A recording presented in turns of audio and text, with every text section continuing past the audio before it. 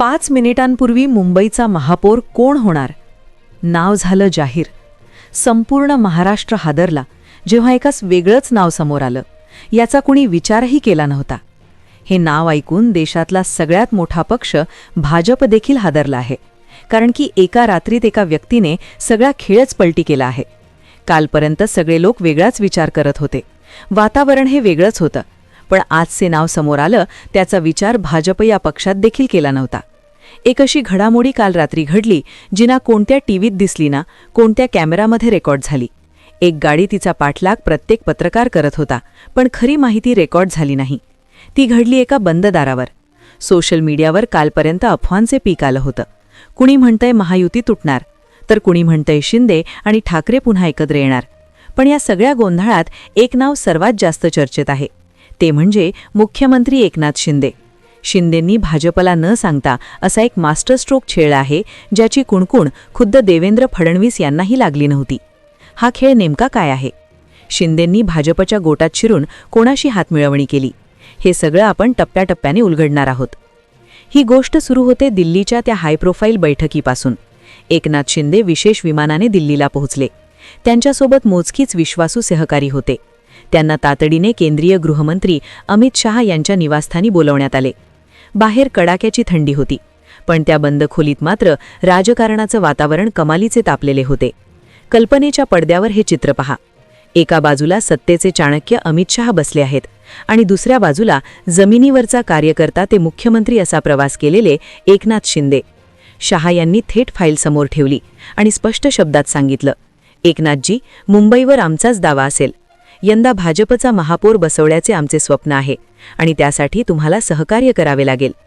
पण शिंदेंनीही तितक्याच शांतपणे उत्तर दिलं असेल, अमितभाई, मी मुख्यमंत्री झालो ते शिवसैनिकांच्या जोरावर. जर मुंबईत शिवसैनिकाचा महापौर नसेल तर माझे कार्यकर्ते मला विचारतील की आपण सत्तेत का गेलो. शिवसेनेचा पाया मुंबई आहे, तो सोडला तर आमचे अस्तित्व काय उरेल? या संवादानंतर काही काळ शांतता पसरली.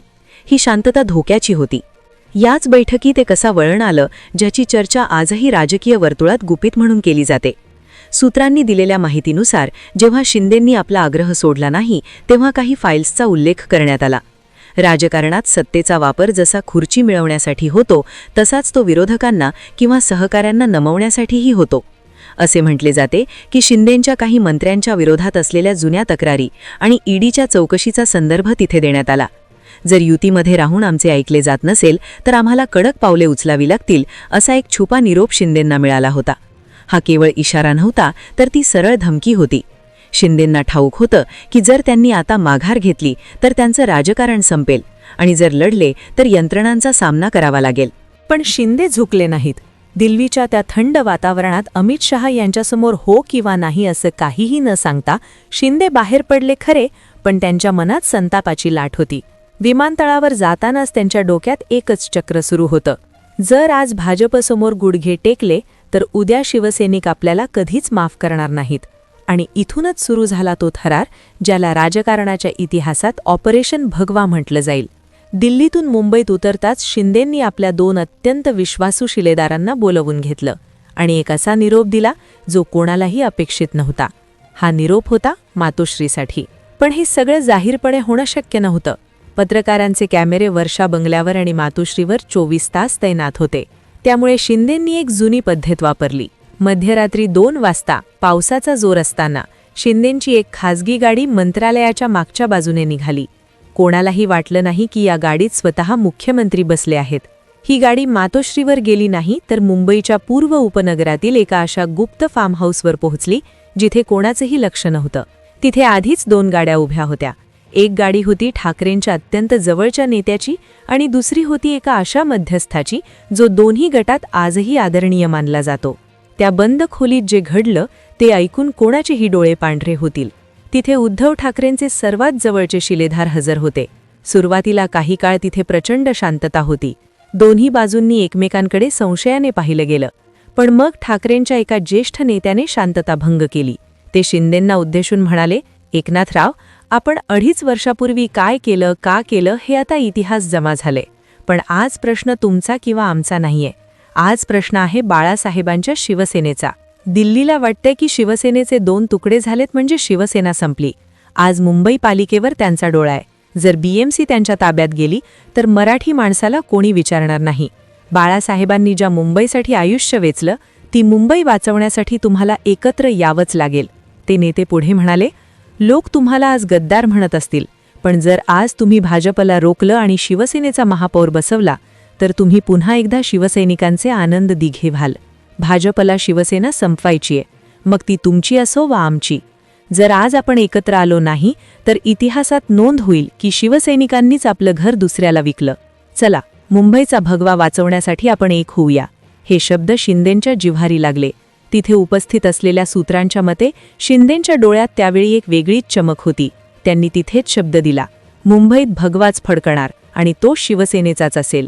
तिथेच ठिणगी पडली एका अशा तिसऱ्या आघाडीची जी भाजपला सत्तेबाहेर ठेवणार होती. या मोठ्या खेळाची पहिली झलक जगाला दिसली ती कल्याण डोंबिवली महानगरपालिकेत, म्हणजेच KDMC मध्ये. राजकारणात कोणतीही मोठी गोष्ट करण्यापूर्वी एक लॅबोरेटरी टेस्ट केली जाते आणि KDMC ही शिंदेंसाठी तीच प्रयोगशाळा होती. तिथे 122 जागांचा मोठा खेळ होता. भाजप 50 जागांसह सर्वात मोठा पक्ष होण्याचा दावा करत होती आणि शिंदेंकडे 53 जागा होत्या. भाजपला खात्री होती की सत्तेच्या लाभासाठी शिंदे त्यांच्याकडेच येतील, पण शिंदेंच्या मनात वेगळंच वादळ होतं. त्यांनी रात्रीच्या वेळी राज ठाकरेंची हातमिळवणी केली. ज्या क्षणी श्रीकांत शिंदेंनी मनसेचा पाठिंबा जाहीर केला त्या क्षणी दिल्लीच्या भाजप कार्यालयात सन्नाटा पसरला. पण खरा धक्का तर अजून बाकी होता.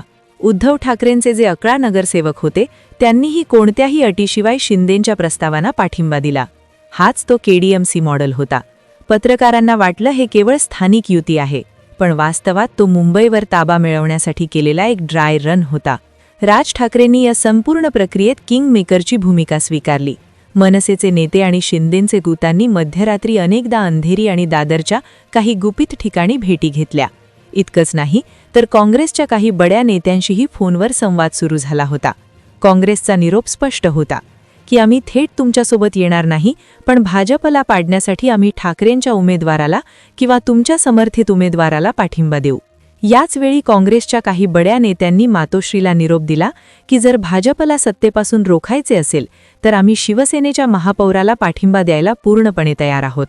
अगदी AIMIM सारख्या पक्षांनाही या प्रयोगासाठी अशा पद्धतीने तयार करण्यात आलं की ज्यामुळे भाजपची हक्काची मतं विभागली जातील आणि महायुतीची मतं शिंदेंच्या बाजूने झोकतील. आश्चर्याची गोष्ट म्हणजे या सर्व घडामोडी घडत असताना राज्याचे चाणक्य मानले जाणारे देवेंद्र फडणवीस हे स्वित्झर्लंडच्या दौऱ्यावर होते.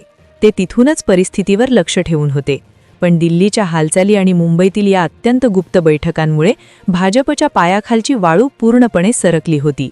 पत्रकारांना वाटत होतं की फडणवीस परत आल्यावर सगळं शांत होईल, पण शिंदेंनी आधीच इतकी मोठी तटबंदी उभारली होती की ती भेदणं आता अशक्य होतं. आता ही बातमी संपूर्ण ऐकल्यानंतर आपण अशा वळणावर आलो आहे की जिथे संपूर्ण महाराष्ट्राचा श्वास रोखला गेलाय.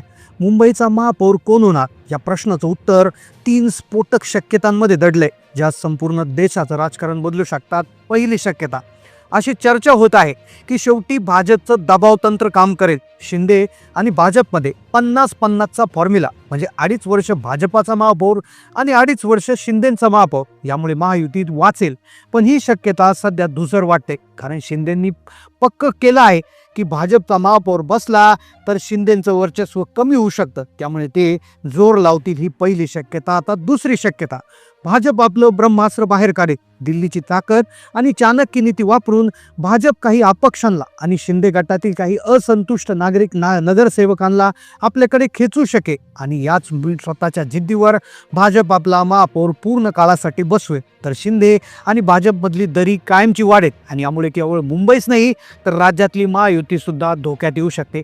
आणि तिसरी सगळ्यात स्फोटक शक्यता, जी सध्या मुंबईच्या हवेत वाऱ्यासारखी पसरते, ती म्हणजे शिवसेना म्हणून सर्व गट पुन्हा एकत्र येतील. शिंदे ठाकरे आपले सगळे हेवे दावे विसरून राज ठाकरेंच्या मध्यस्थीने आणि काँग्रेस मनसेच्या पाठिंबेने भाजपला सत्तेबाहेर फेकतील. राज ठाकरेंनी दोन्ही शिवसेनेच्या नगरसेवकांना एकाच व्यासपीठावर आणण्याची तयारी देखील केलेली असू शकता. ही देखील शक्यता आता नाकारता येत नाही. जर असं झालं तर हे भारताच्या राजकारणातील आजवरचं सगळ्यात मोठं पॉलिटिकल रियुनियन ठरेल. आता चेंडू खरं तर दोन्ही मोठ्या नेत्यांच्या हातात आहे. आता स्वाभिमान की सत्ता, युती की स्वत्व, याचा फैसला काही तासातच होईल. तुम्हाला नेमकं काय वाटतं? या 3 शक्यतांपैकी कोण बाजी मारणार? उपमहापौर, महापौर कोणत्या पक्षाचा होणार? शिंदेचा मास्टर स्ट्रोक भाजपला धूळ चारणार की शिंदे ठाकरे एकत्र होऊन भाजप कायमच्या विरोधात बसणार? तुमची प्रतिक्रिया कमेंटमध्ये नक्की कळवा. राजकारणातील अशाच बातम्यांसाठी पाहत रहा आमचं चॅनल. मी आपली रजा घेतो. धन्यवाद.